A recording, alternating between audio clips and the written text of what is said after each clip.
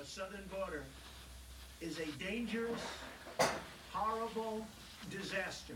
We've done a great job, but you can't really do the kind of job we have to do unless you have a major, powerful barrier.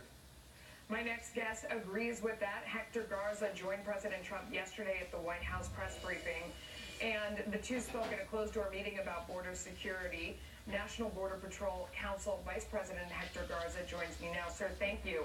When he says it's a horrible disaster and an emergency at the border, is that an over-dramatization, or is that what it's like? It's not. For those of us that work and live on the border, we know what the reality of the border is. We know that our agents are assaulted on a daily basis. We know that drug cartels will shoot at our agents from the Mexican side of the border.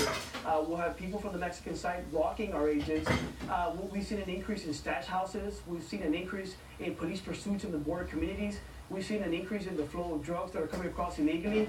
It's not a punchline. It's something serious, and it's not an overreaction. It's the reality of the border. So Democrats would say that a wall won't fix those things that you just talked about. That a lot of them sounded like, if they're shooting at you, if you have a metal fence with slats, that's not going to help. Well, it amazes me that these politicians will go out and say that a wall will not work when they've never even been to the border, when they've never walked in the shoes of a Border Patrol agent. Something that President Trump did that nobody else has done before is that President Trump would actually reach out to the rank and file Border Patrol agents. He's been talking to Border Patrol agents for the past 2 years on the needs of the border, and that's why he's so well informed on what we need on the border so that we can do our job and we can keep this country safe. So as someone who's down there all the time, does the word wall frustrate you, that seems to be the hang-up? Because it sounds like from your description that you need money for stuff, and it might include the wall, but it also includes more officers like yourselves out there. I mean, it's basically funding for security. So when everybody fights over that word, how do you feel? So it's just a border wall, it's a physical barrier. Right now on the border, we have levee walls, we have fencing, we have different types of structures along the border, physical barriers.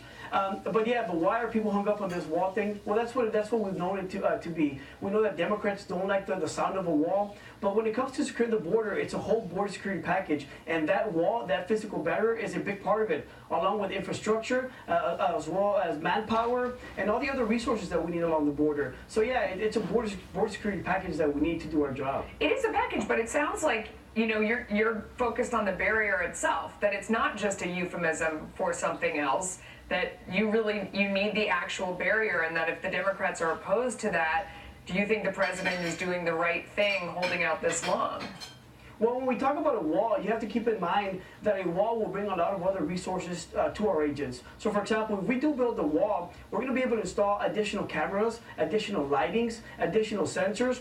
That wall is also going to bring infrastructure to the border. It's going to create access roads so that our agents can properly patrol the border. So, yeah, that wall is a very important piece of the border security package, as well as that manpower. What do you think? What do you think when you hear people compare it to, saying that the wall isn't who we are, and they compare it to, the Berlin Wall or the Iron Curtain or those sort of things, and say that when those walls sprung up, that that was a sign of hostility, and that they feel the same way about adding more wall now? How do you respond to that?